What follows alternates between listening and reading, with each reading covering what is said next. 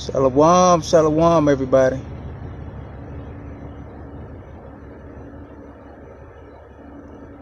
I'm just getting set up here. I'll wait for Big Ock to come on. So y'all give me a second. Patient with me. Shalawam, everybody. Just setting up. Let's see here.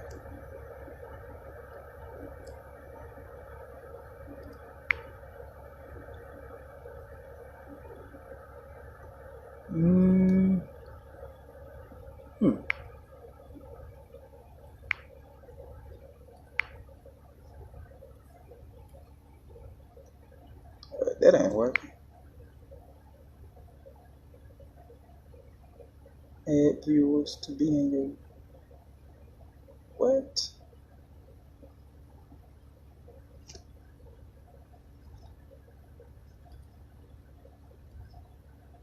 Give me 1 second. I'm trying to figure something out. Quest to be.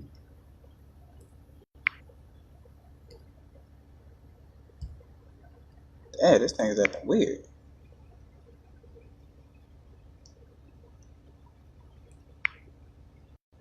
Let's see here.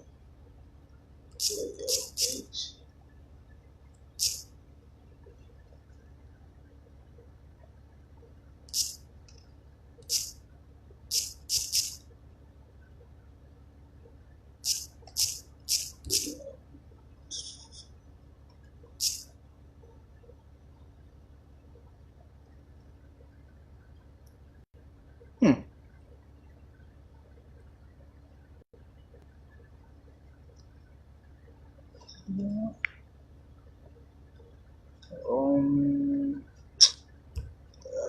I hope I send it right.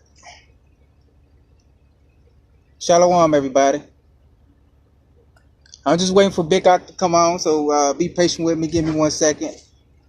He should be on momentarily.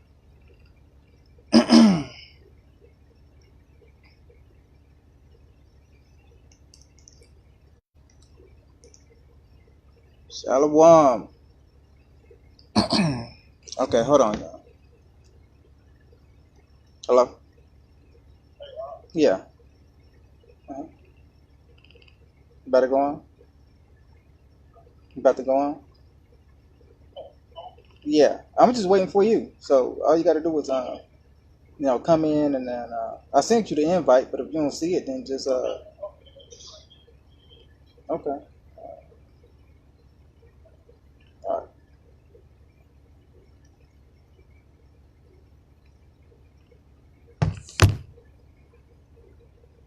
See something there. If I can figure out how to work.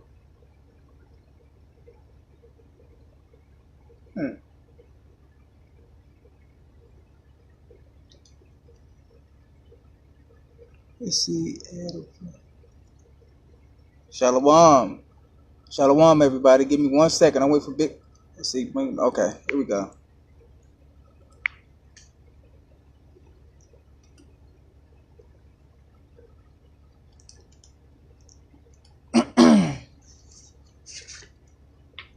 Everybody. Tony Post, Shalawam up. Mike Israel, Shalawam up. All my on. Shalawam, I'm good. I'm gonna stand it up like this. I'm charged up. Okay. Shalawam, that's good. I need to adjust it. Shalawam. Yeah, it's looking good. It's about good. Okay. Yeah, that's. It's slide. Okay. Also, I got the headphones. Oh, I don't even hear through them anyway. Let me take them off. Say something, You can hear fine? Yeah, you can hear me? I don't even hear them in this anyway. Let me take this off. Okay. All right. Okay. Shalom, everybody. Hey. Hey, look, y'all. This should be a good interview right here. I'm gonna go ahead and let y'all know right now. I'm a Big Ock, but this is the Big Ock of Big Ocks right here. This is the Big Ock behind the scenes that y'all don't know about. I mean, you heard of him, okay, but you haven't seen him in this light. So, he's going to introduce himself and tell you how long he's been in this walk. I've been in this walk for a long time. Other ox have been in this walk for a long time. But he has been in this walk longer than all of us combined together. So, look, he's going to bring out some important information, and I'm going to go ahead and let him.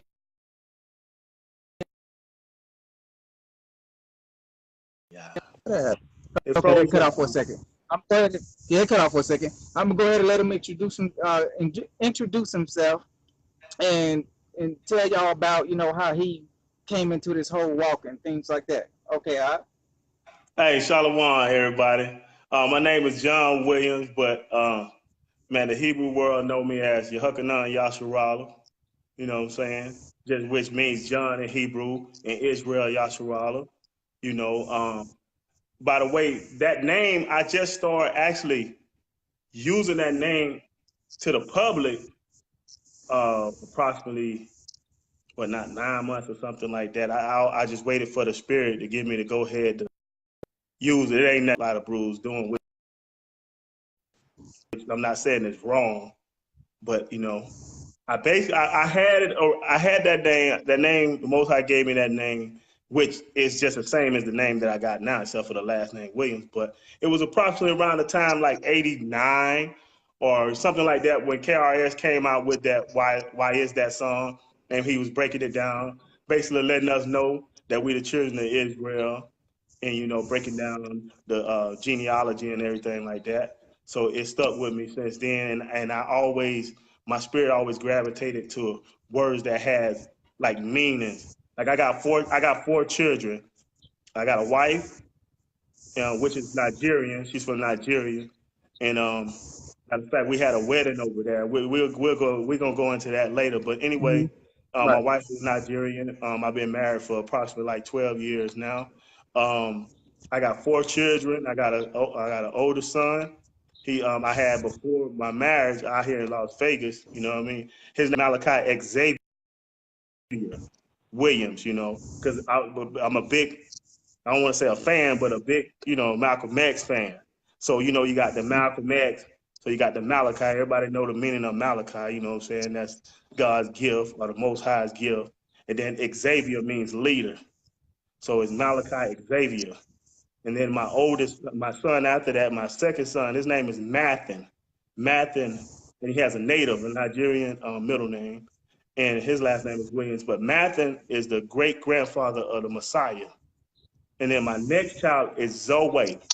Zoe, she has a native middle name, and William, which Zoe means the breath or life of the Most High. And then my youngest daughter, her name is Zena. Zena Grace. Zena Grace, she got a Nigerian native middle name in Williams, which Zena means abundance, and Grace. So we put that together, that's a hyphen. Zena hyphen Grace, Zena, abundance of grace. And you need a lot of grace with her, man, because she loaded with a lot of wisdom. And she thinks she's older than me.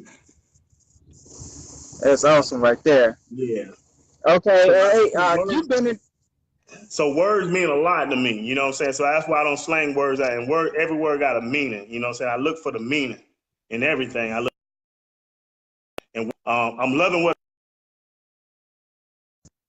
I'm seeing now. I'm noticed that Israel are now, naming their children Hebrew names. They're going back to naming their children Hebrew names and stuff. And they and all this crazy stuff spirits on their children. So that I love what I'm seeing right now. They leaving out of the hospital with their fringes on. Onesie with fringes. Go ahead, Doc. I'm sorry for being long-winded. Oh, no, you fine, you fine. Hey, however the Ruach kicked you. Hey, look, you've been in this walk for a long time, so go ahead and expound to the people, how you came into to this walk, because Oh, it's a great story. yeah. Um, you know, This some decades. I'm 43. I'm 43. So I've been growing in it. Progressive revelation. I'll say. You know, um, I'll say I was taught. I learned about the transatlantic slave trade at approximately like 5. And that right there, it sparked a Moses like in me, you know what I mean, about my people. I was like, what happened about my people? You know, and that's what started everything, and everything just grew from there. And from that point, any kind of like any kind of living I can get my hands on, which we know back then it was scarce. Any kind of literature I can get my hands on that identified, you know, so-called black people, I was on it, you know, from that point. And you know, in school, and then, you know, of course, in elementary school, you know, when they talked Right. about Black history, I still went outside of what the school taught, you know, about Black history or Hebrew history, Black history. And it kind of Right. like grew there. To make a long story short, it grew from that point till I found myself at a young age being surrounded by, you know, a lot of Hebrews and Rastas, you know, and what I liked about the Rastas, right? Uh-huh. I listened to a lot of reggae music. I grew up on reggae music, and but what grabbed me, made me gravitate toward that, they used to talk about the Israelites. They talked about the diet, the dietary law, you know, all the things of that nature. And of course, they started, you know, they mentioned the Israelites. They was telling us about we the Israelites, boom, boom, boom, boom, boom. You know what I mean? So I gravitated to that, and I was surrounded by Hebrews, and I started putting the two and two together. Well, the Spirit started putting the two and two together for me. You know what I'm saying? So I kept growing from that point, and like I said, every chance I could get, I was grabbing literature on our people, and to fast forward, I'll say around that time when about in the '80s or something like that, little mid '80s, something like that. That's when I found out that we were the people. And like I said, I found Hebrews. It wasn't big. It wasn't big like it is now. You know what I'm saying? It wasn't as popular like it was now. But so those people were back then. The Hebrews were more private. You know what I'm saying? They're more exposed now, but they was more private back then because it was more of a threat. Some of the Hebrews even went under different titles like apostle. I mean, apostolic and stuff like that. Even though they knew who they were and they knew it was the people. So from that point on, man, I graduated from high school, and I said I want to learn more about my people because I noticed in school that they didn't teach us nothing about, you know, black people after 16, 19. So, you know, from that point, I joined college and I started taking African history and Eastern religion. And it just grew, like I said, it just grew from that. So I didn't grow up in church. So I didn't get a chance to be religiousized, you know what I'm saying? And I ain't knocking nobody that grew up in church. So I see this thing from a kingdom perspective. I don't see it from no church perspective. See what I'm saying? I see it from a kingdom perspective, and it grew. It grew from that point, man. I hope I broke it down. You know, I'm bringing it Let me down ask, because I'm traveling back. let You me know. Hmm. okay. How did the people treat you growing up? Like, did they see, you know, that calling, that, you know what I'm saying? Did they see that in your life? Like, Yeah, being, yeah, you know, what was it like? yeah. Let me rewind back then. My grandmother. I got true prophets. I'm talking about bloodline. I ain't talking about these prophets that people out here talking about. They prophets. You know, it was in my family. On my mom's side, my mom, on my mother's dad and father's side, on my on my father's mother and father's side. My grandma happened to be a prophetess by birth. She would call things out way far ahead of time. You know what I'm saying? So she gave me the languaging the best she could.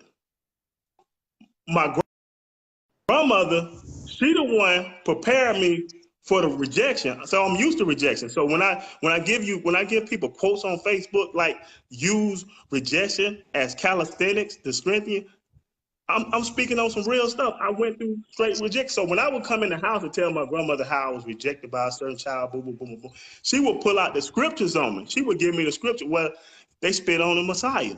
They did this. She always used the Messiah as, you know what I'm saying, a model for me.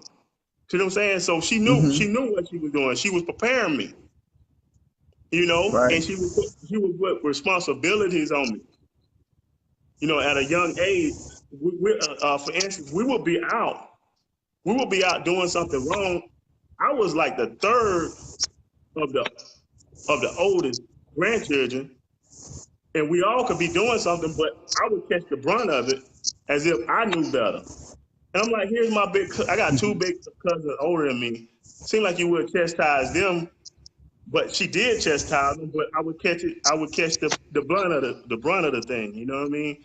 And Right.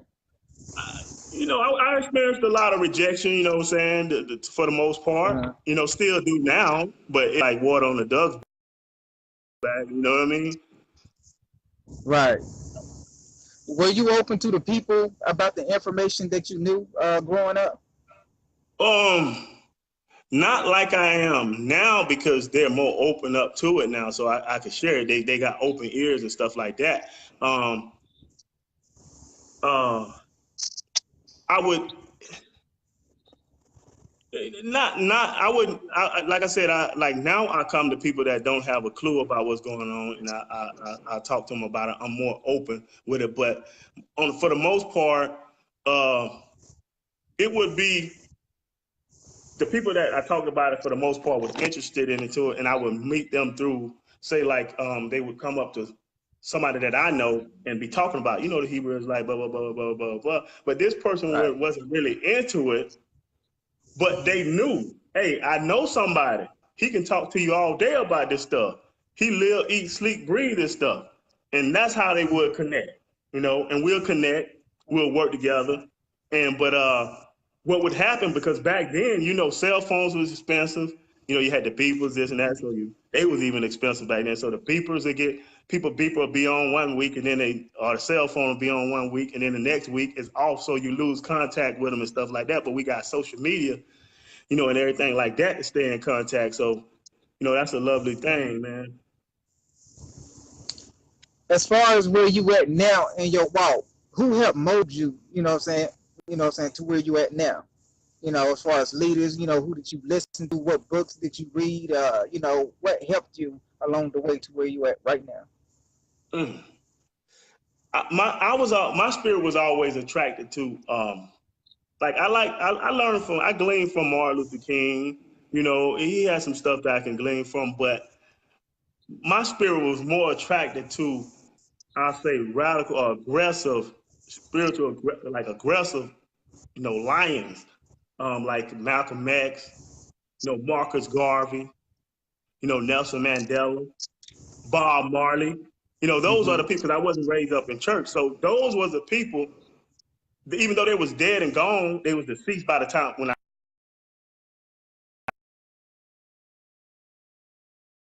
us to leave materials behind. The people that's solid in this truth, we need to leave as much materials and stuff behind as we can, because most of the people that I gleaned from, they was dead and gone before I even came, before I was even born. Right. And yeah, man, basically it was a list of those guys, man. More like I said, Marcus Garvey, Bob Marley, Nelson Mandela. You know, I would read all their books and stuff like that.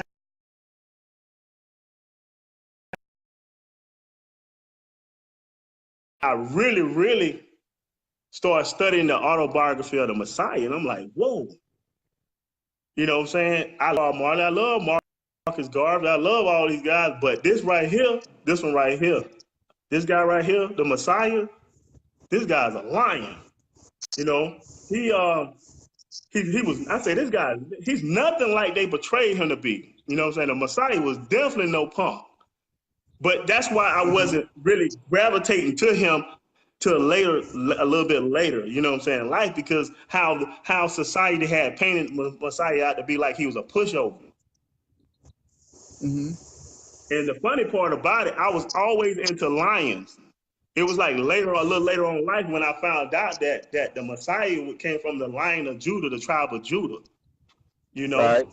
it was just, it was just little nuggets and stuff that the Spirit was feeding me. That's why I always tell people. I even got it in one of my songs. I say, "I'm my grandmother, baby, but the Ruach raised me." I like that right there. What impact did this have on your family as far as the information right?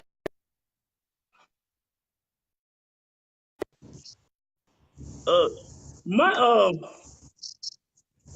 my my siblings and my cousins and stuff like that, they got used to it because it was all they knew.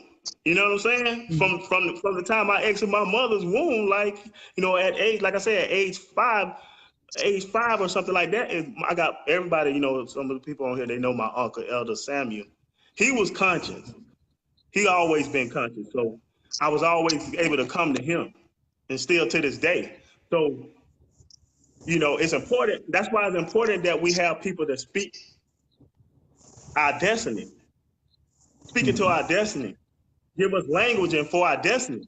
My uncle told me from age five, he had been telling me that I'm gonna be a force to be reckoned with. I didn't even know what that meant until, like, what I'm saying, maybe a little later, but it was in my head. He instilled it in my head. See what I'm saying? So he was wise before his years, man, my Uncle Sam. So he was the person that I can, like, go to. Like, my dad, I can go to my dad, of course. You know what I mean? But I knew what to go to my dad for. I knew what to go to each individual for. But when I needed when I needed a lion to talk to the cub, I would go to my Uncle Sam because he's a lion. Okay. But like I said, I experienced rejection. I even had friends, people that laughed me, scorned me on stuff that I was saying back like 20 years ago. They would call me, and still call me to this day. That stuff that we joked at you about, we said about you, blah blah blah. They older now, they wiser now. I'm sorry. You know what I'm saying? Forgive me for that. And I'm like, nah, yeah, you don't owe me an apology. I'm glad you recognized in time. Yeah, Right. so and then I got cousins. I got cousins 40 years old. I'm 43. They'll tell you that this the only way I ever known my cousin to be. Like, I don't know him no other way other than he's more serious now than he was back then. He know more now than he did back then. This is the thing. This is to teach. You know what I'm saying? I'm now studying from a teacher perspective. I was studying to help my people. I was studying to just learn more so I can live better, so I can help the people that's around me, help elevate their life. I study from that perspective. You know what I'm saying? I didn't study from a teacher perspective. So now I'm switching the gear. Now I'm switching because I know eventually I'm gonna have to teach one day. I can't tell you it'll be traditional because I just can't get with that yet. I'll be teaching through music, poetry, and things of that nature. Okay. So now that you mentioned, music and poetry, see, most of us know you from your clothing line, Rhema Word Clothing, in which I got on this gear right now. Everything I got on is yours. What you got on? Hallelujah. Yeah. I got on the last captivity.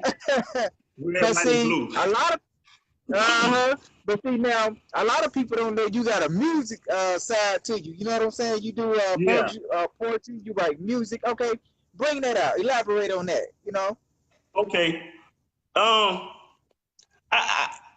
like to say that I'm a writer. I don't want to put myself in a box. I hate being in a box. That's why I just dropped that. I just dropped that cap. Think outside the box. I'm just putting the plug in, y'all. But anyway, man, I just write. I've been writing most of my life, but I would write poetry. That's how I started out. I started out writing poetry and stuff like that. Now, I was surrounded by rappers, rappers and stuff like that.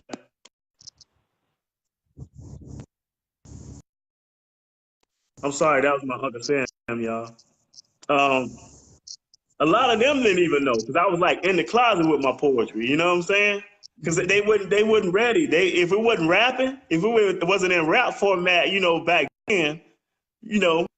So I grew up, like I said, I grew up around rappers and stuff like that. But it was like later on in life, uh, maybe like 1920 when I started rapping. I moved to California with my cousin, and we started. I'm sorry, y'all. I helped him start a record label, which is named Bodacious Records. So we started like in 96 or something like that. And then that's when I started rapping, but I still wasn't writing anything down. Most of my raps, man, are on paper. I only recorded a few tracks. Now he was the one that was rapping. I was more attracted to the business side of things, being creative, helping make sure everything functions and stuff like that. Okay.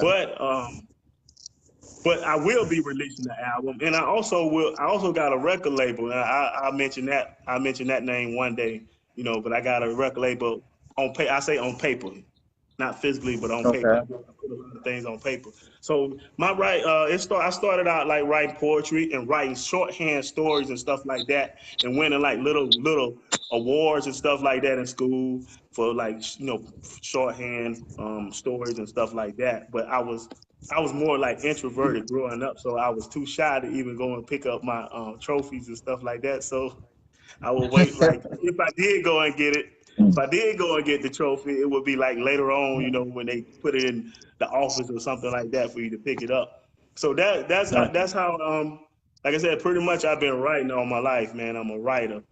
Um, yeah. So What did your poetry?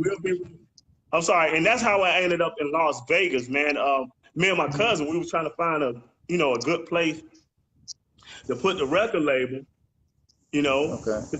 His uncle sold his house in California, and gave him a nice amount of cash for his business for this record label. So we was trying to venture out and see where was the best place to put it, and we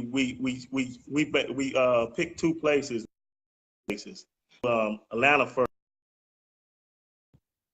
We wasn't digging Atlanta. You know what's going on in Atlanta. And we came out to Vegas, man. We came out to Vegas, man, and what I'm saying, with all of the talk, the negativity about Vegas, man, the spirit told me this Vegas, man. I like the Vegas. And I've been stuck here since then. So we started pushing the label out here, but hustling the music out of the trunk. I would go to like the Mardi Gras, Super Bowl, Daytona, wherever it was a large mass of people at, to hustle out of the trunk. I did that to eat. That's how I paid my bills and everything. If I didn't sell a CD, I didn't eat. So all it did was it advanced. It helped me in my like communication skills and everything like that, because I was dealing with all kinds of people from all different backgrounds and walks of life. But that's how I ended up in Las Vegas. But I ended up getting married, having children and stuff like that, and him too. So it slowed everything down, and so basically that's what happened. But it never did lose. I never did lose the love for it, because it was like a form. It's a form of expression for me. You know what I mean? And Yeah. just trying to free the people, through poetry and music Right. and stuff like that, elevate the people. So, Okay. Yeah, that's how that's how it stemmed into rapping and stuff like that. And I Okay. also Wait. took, go ahead, bro. No, no. My thing be freezing up. Well, in your earlier years of poetry, you said it elevated the people. Did it go a lot into about the information that you learned over the years about who we are and things like that? Um, I would throw little things in there, but I didn't go like in detail like a Hebraic faith teacher and stuff like that, because I know the people like wasn't ready for it. You know what I mean? So I would just throw the seeds and stuff out there, which which was a good thing now that I'm seeing, because people coming back and they're like, I remember when you was spitting this poetry, you said this back then, man. Oh man, why you ain't tell me we was a people back then, man? Da da da da da da da da. I just used to I used it to, uh, I used it to try to, elevate the people as far as like, Marvin Gaye like type thing, but like in a rap format. Um, Okay. just encourage the people, man, and because I was always conscious of the system and stuff like that. And you know what I mean? When you young Right. and stuff, when you young and stuff, and you seeing, and back then it was more prevalent than it is now. You wondering like why all the black people got all the broke down cars, the broke down houses, the broke down Right. school books and stuff like that. And you know what I'm saying? The whites got all the nice house, nice cars, blah blah blah blah blah. This and that. And then later on, you find out it's more. You look at it. I say you look at it as it's a political thing. But then once you get older and you get in the scripts, you see that it's a spiritual thing. You know what I mean? Because that's how they design. That's how they have you thinking. It's more of a political thing. So you focus on trying to vote and trying to do this. And I ain't knocking somebody, knocking whoever decide to vote, but that's how it is. It's not a political thing. This thing is Yeah. spiritual. You know what I'm saying? So once we start focus on everything from a spiritual aspect instead of political, man, that stuff will rub off on you, man. Like this political stuff, it'll rub off on. I mean, it'll roll off you. You know what I mean? Okay. Yeah. Everything stems from the spirit first. So we focus on the spiritual world. Everything we experience came down from the spiritual world and manifest in the physical.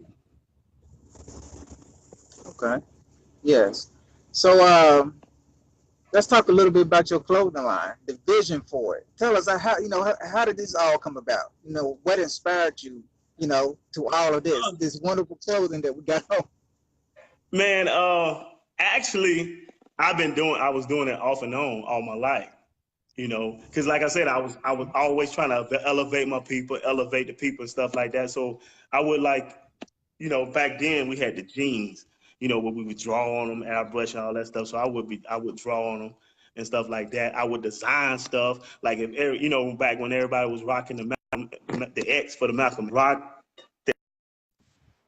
That what everybody was rocking. So I would go extreme, I would take and make my own big X and design it on the back of my jacket, things of that nature, come up with ideas. And my aunts, they were seamsters. So I would take the idea to them, the stuff that needed sewing and stuff like that. And they'll sew it for me.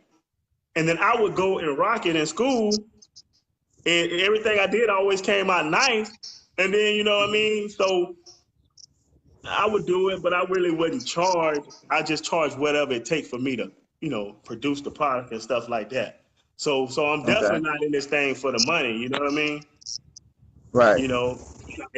Just for the money. Right. It's a hobby. It was more of a hobby. It's still more of a hobby. You know what I mean? Right. And like I said, it goes with the music, goes with the poetry. It's everything that I talk about and I rap about in my poetry and music. You see it in the clothing, and it's all biblical based. It's biblical based. Everything I do, I want it to be biblical based. Because if I build it on biblical principles, it'll be around when I'm long and gone. And can't a devil in hell stop it?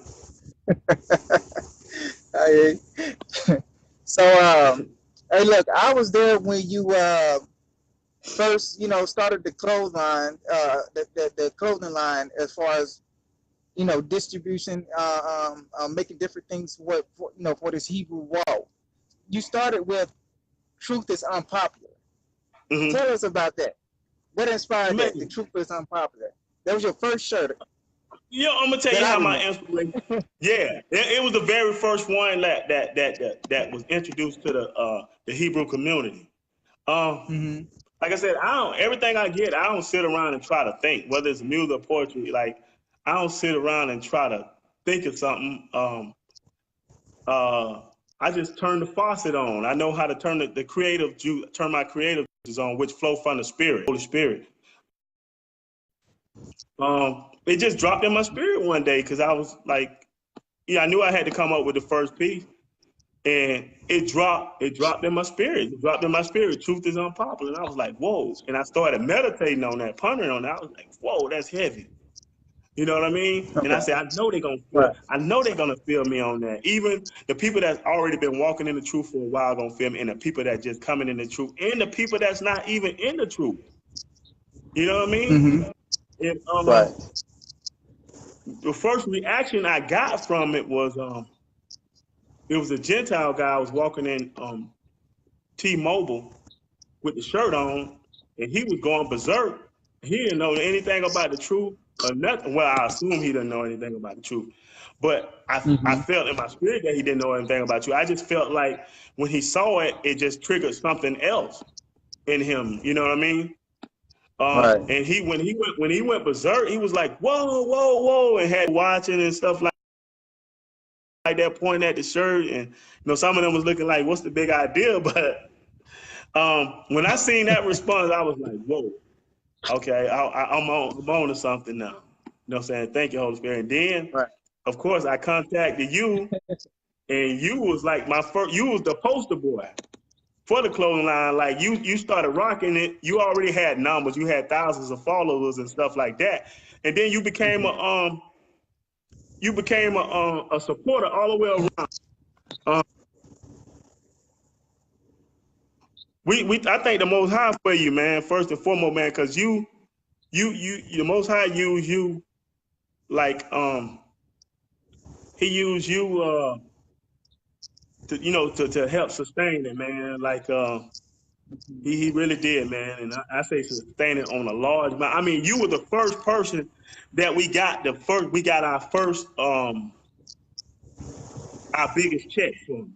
You know what I'm saying? Okay. You were the first person for us that we got our biggest check for. A matter of fact, I took a picture with it, and you know what I mean, and saved it Yeah. and everything. And I sent it to like some prayer warriors that I know of, and they actually used that first check the biggest check that we had, which came from you. They used that to pray, and stuff like that. Yeah. So man, I want to thank you for supporting. I want to thank everybody, first and foremost for supporting it, for rocking it. I want to thank, Spiritual Combat, Michael Israel for Spiritual Combat, for putting our logo up on the screen, advertising, and everybody. I want to start naming a list of people, man, because I don't want to forget nobody and upset anybody by accident. Mm-hmm. Hey, well, I'm a large supporter of our people, and I'm gonna keep buying this work because it's hot. Yeah, I don't care man, what you was the nobody first say. person to take it to Nigeria, man. You took it to All Nigeria right. before me. Everybody I was looking around excited. like, what is that? What he got on? And you stepped off the airplane with "I'm a lion." Everybody just leaned back, like they started leaning back, like, "What does God mean, man? We don't want to upset him." Right. So, you spent some time in the Christian church. Tell us a little bit about that walk, that experience. Okay. um, I'll say it was well worth it. It was bittersweet, but it was well worth it because I got a chance to really really um see from the inside, not hear Okay. about church, because like I said, I started studying my Bible like little off and on when I was little, getting revelation every time I would read the Bible, I would gain revelation from it. So even when I was young, I'm, I'm reading the Bible and I'm like, okay, these were people. These were Mm-hmm. people from this country. These people look like us. Let's go on, just keep on, gaining revelation. I'm like, but what the heck are they doing in church? Like what? So the Most High used the revelation to show me that there was a lot of stuff that they were doing in church was irrelevant to the scriptures. I just couldn't Mm-hmm. get it because my mindset was these this book is about our heritage, our customs, and things of that nature. And I'm thinking to myself, would these same people get a history book and start doing some of the stuff that they're doing, you know what I'm saying? Like some of the relevant stuff that they do. That was my mindset. So by the Mm-hmm. time, like I said, I studied African history, Eastern religion, and I grabbed literature that linked me to the scriptures and who we were as a people and stuff like that. So by the time I joined the church, I already knew, who we were. I function different and everything. So I couldn't get with the program. I couldn't do everything they were doing. I would look like the oddball because I would have to throw away everything that I learned to go along like with the program of a lot of things that they were doing. But like I said, I learned some things. You know, I knew what to throw away. I knew what to keep. And I learned and the good thing is I learned the mentality of the church folk. I really learned their mentality once I joined the church, you know what I'm saying? And so now I know the mentality of them. I try to keep them in whenever I'm creating something or whatever, I try to, you know what I mean? I know how they think, you know. So I try to do everything I do, I try to do it from a 360 degrees. But you know, I did my time though. I'm out now. You know, I'm free. And and a matter of fact, check this out. Check this out. Let me go back. Let me rewind back. Probably about 25 years ago. So that was probably about 13 years before I joined the church. Because I was there for like 12 years. This preacher, my grandmother that raised me, that adopted me and raised me, my mother, my dad, and my Uncle Sam, they told me that the church world wasn't ready for me. They said the Most High called you outside of the church. The church world wasn't ready for the message that the Most High have put in you. They said, matter of fact, they told me this though. They told me that first of all, they told me that the Most High haven't prepared an audience for me yet. And then second of all, the church world wasn't ready for you because they so deep in darkness and stuff like that and don't even know it till you could be showing them something in scripture, but the way they've been programmed, you could show them in scripture and they'll still reject it. And you know the church follow the world anyway. So you focus on the world and then they'll follow the world. They're gonna follow the world anyway. Well, you know what I mean? Right. So so that's who the Most High called me to. My main ministry is the streets, jails, and prison. Those are the people that was surrounded by me. Those are the people. Those are my people. A lot of those people are prophets. You know what I'm saying? In the street. A lot of those people are prophets. But what it is they haven't given the right languaging to bring out the gifts that's in them. You see what I'm saying? It's like you're a truck driver, right? But you're only a truck driver because you've been given the language to be a truck driver.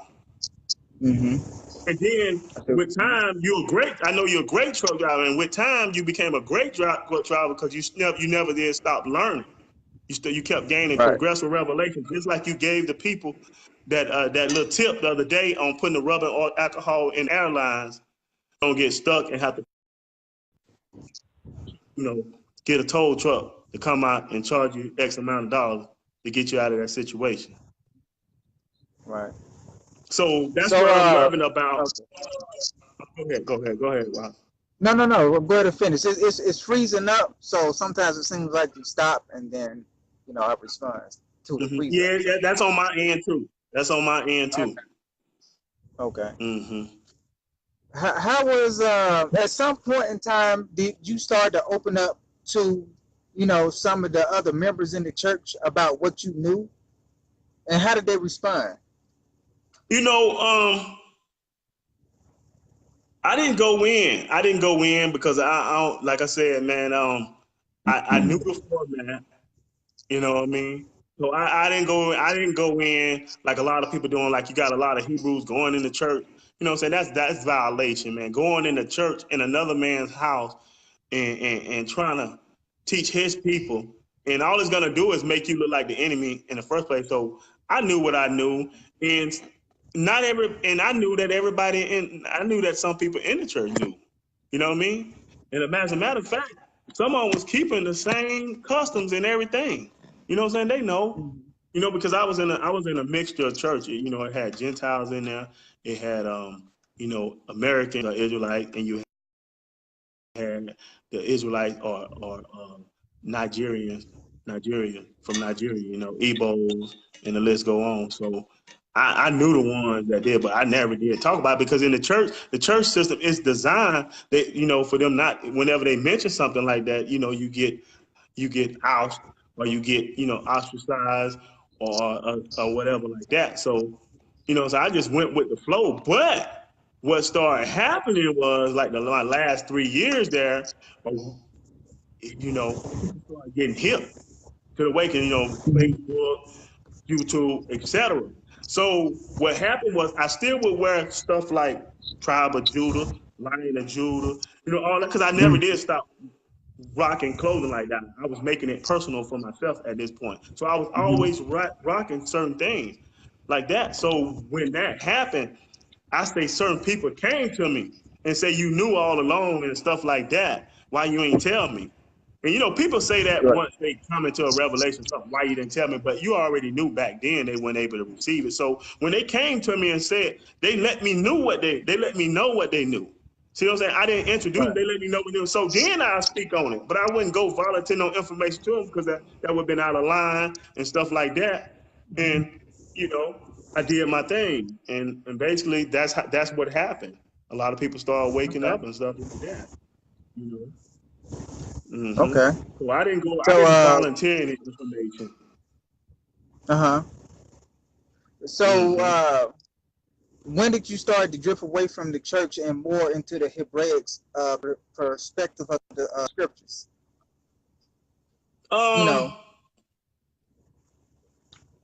Like I said, I lost my studying habits. That's another thing. When I joined church, my studying habits just dropped off because they weren't teaching what I knew.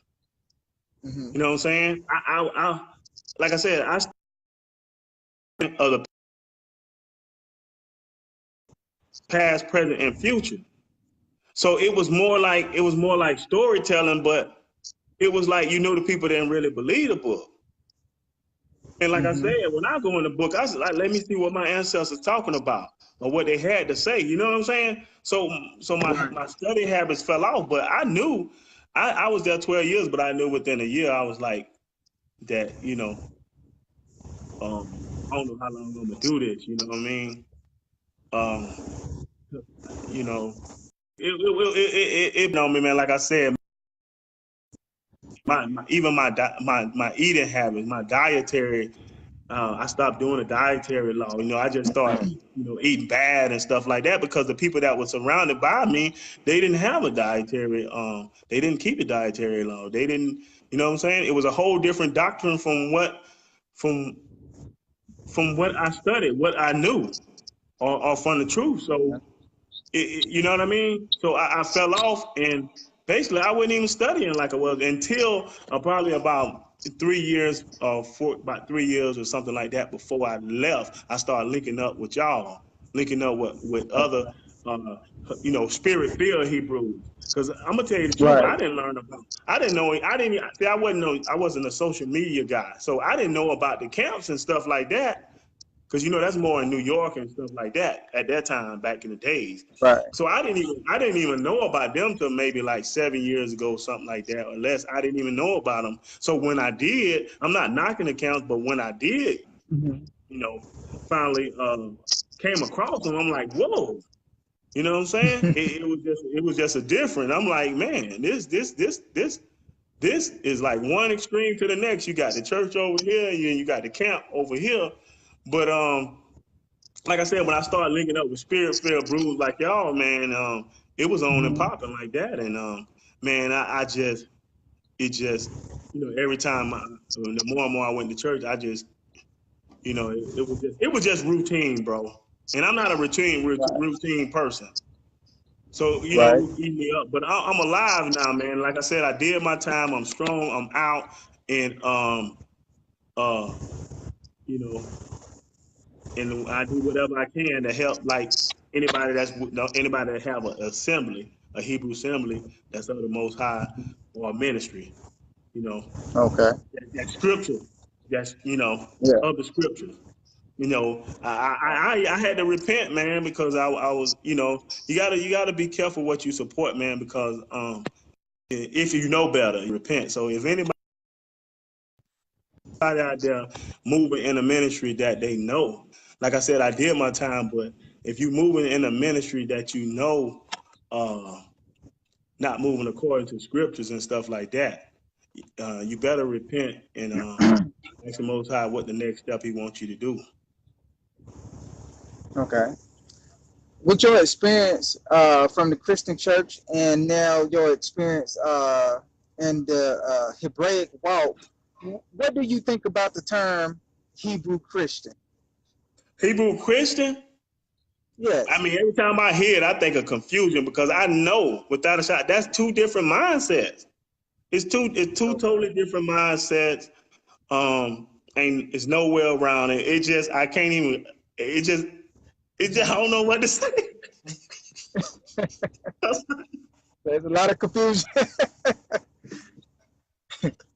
Can we be both? Can we be both?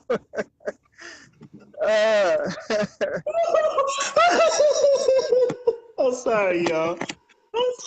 I'm sorry, y'all. I'm just trying to picture a Hebrew Christian studying the scriptures, man. That gotta be confusing, man. What kind of revelation are you getting? I can't.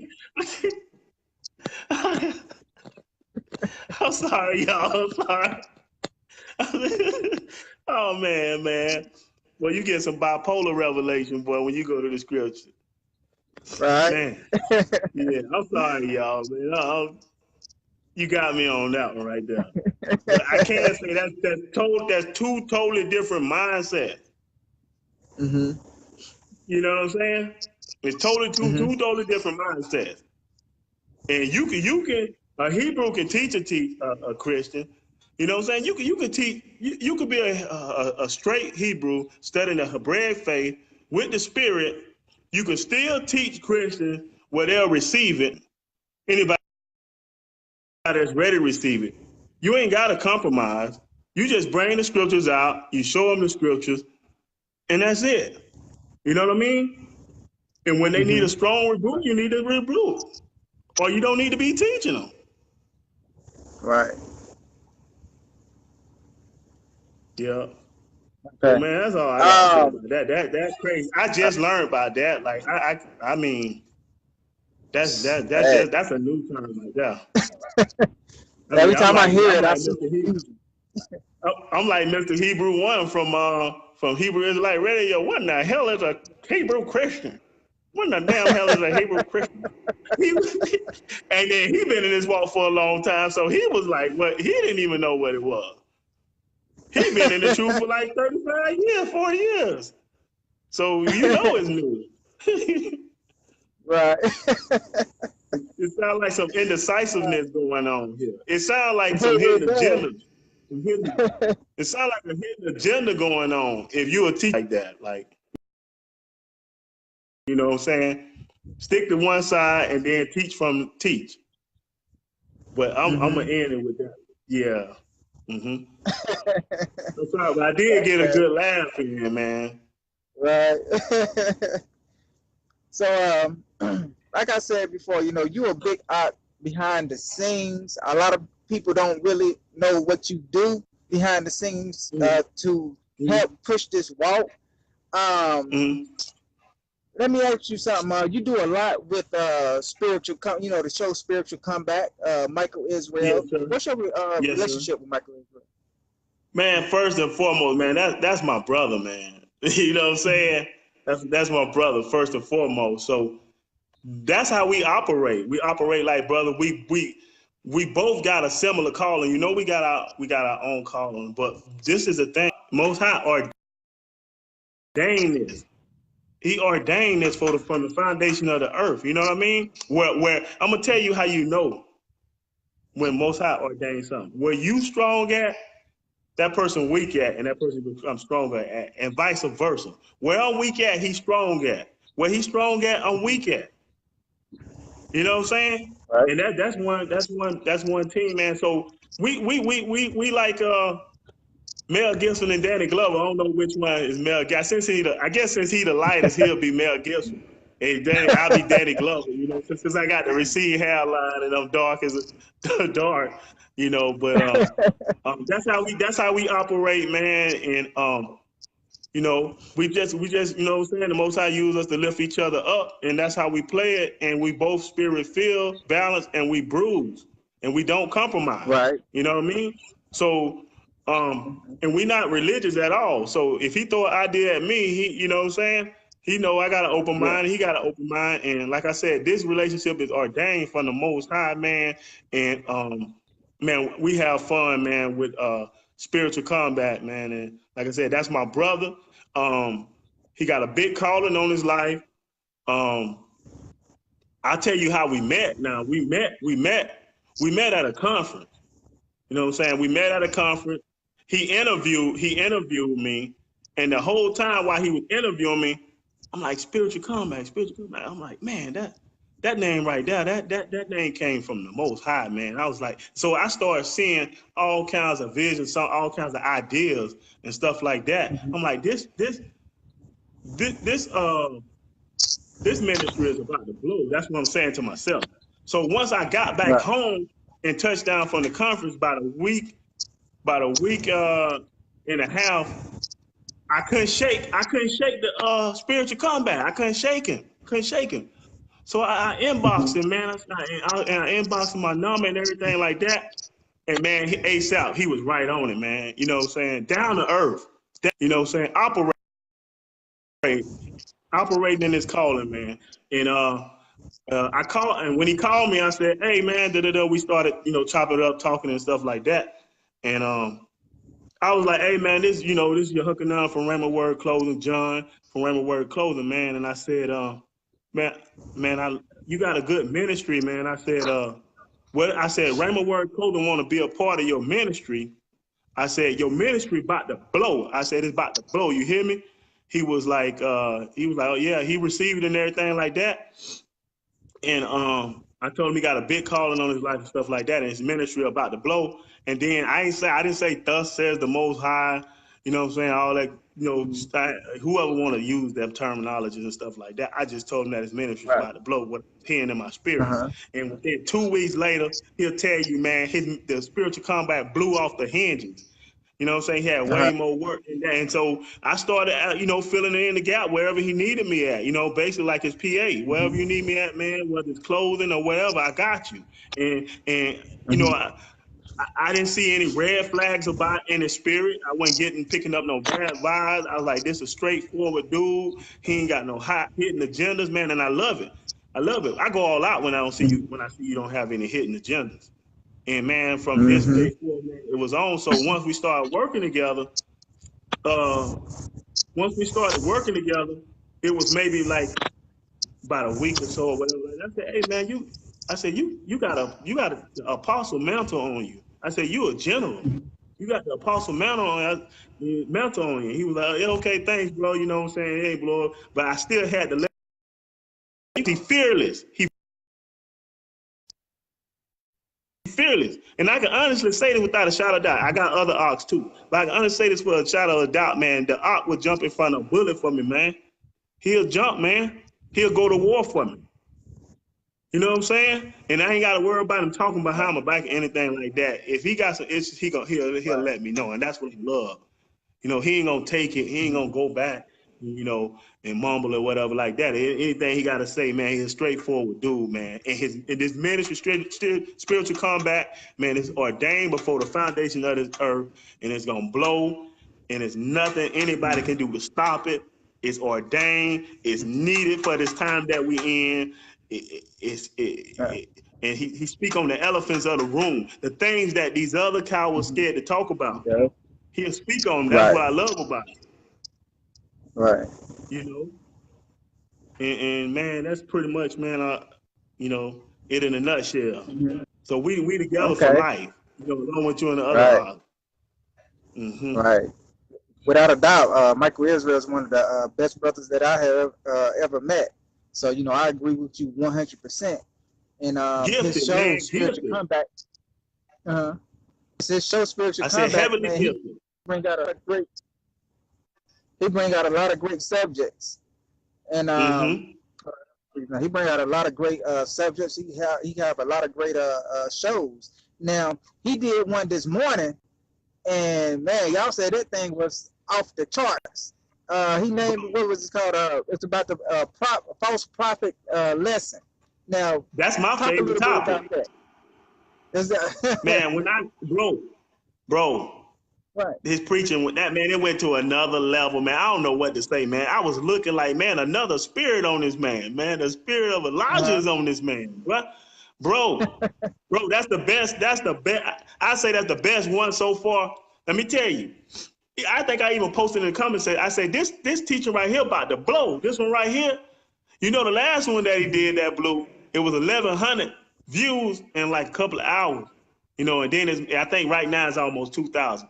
Man, last time I looked at this one today, earlier today, a couple of hours after, it was at 1,446 views. I said, dang, this the best Mm-hmm. one thus far, man. And this just gonna get better from here, man. He ain't lowering the level of the word. You know what I'm saying? This is what he born to do. You know the people, when people born, you gonna, you know, what you doing, you born to do. What I'm doing, I'm born to do. That's why you saying it's effective in this Right. hour. It's it's offensive, but it's needed in this hour. But it's only offensive if you got some issues going on and you got some hidden agenda. Now, if you got an issue with, if anybody got an issue with what he taught this morning,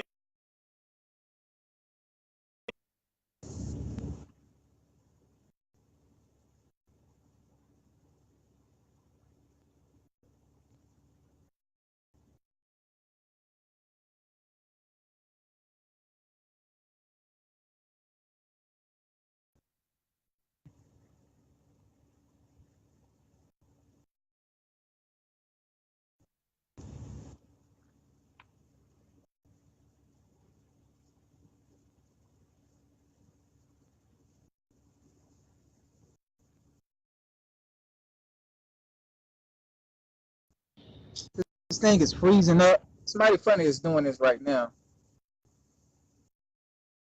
Mine is froze up. My thing it keep. Oh my goodness.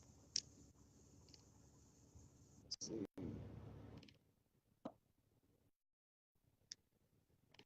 Uh,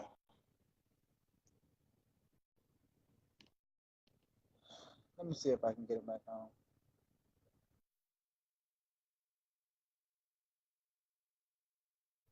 Can y'all hear me? Somebody write something. Oh my goodness. If you could, uh, the comment section that you can hear me. I think I'm freezing my keep Yahuchanan off. Wow, this is crazy. This thing is freezing right now. This is crazy.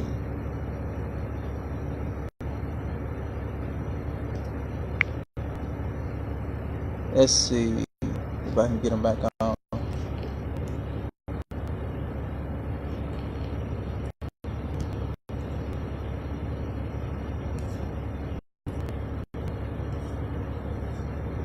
What?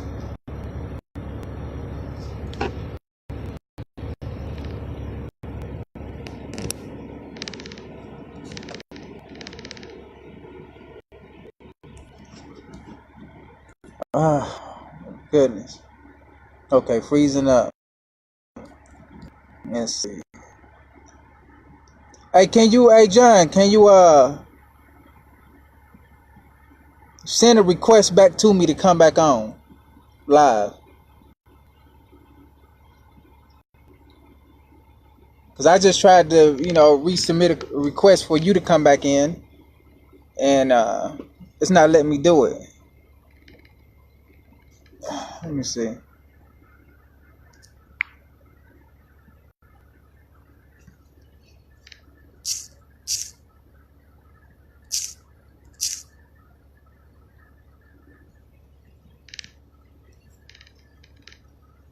1 second. This thing is.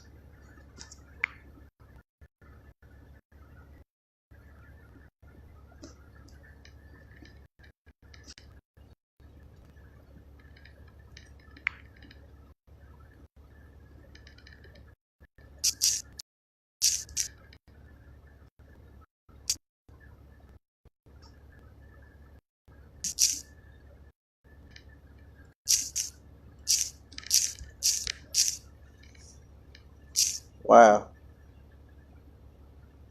It's not even pulling you up.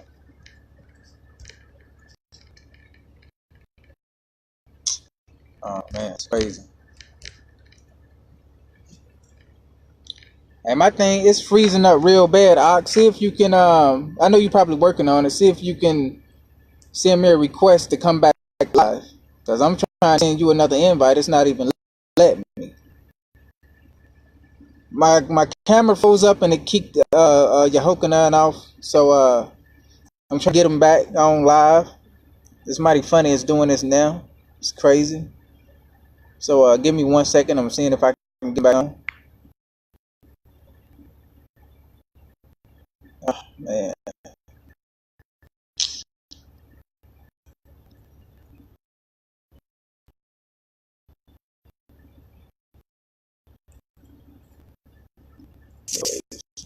It's crazy.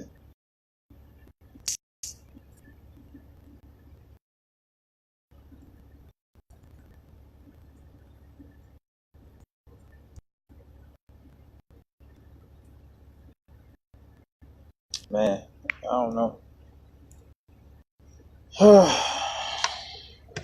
Wow. Hello.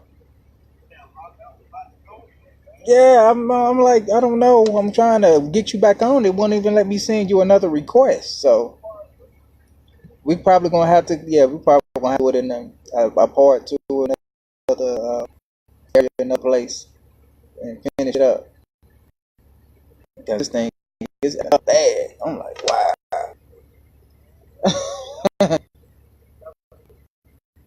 Yeah, yeah, that was awesome. So let me close them out and I'll tell them I'm gonna do a part two.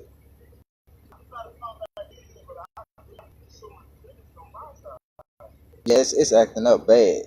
And it seems like they actually doing something to the live feed or something. Yeah.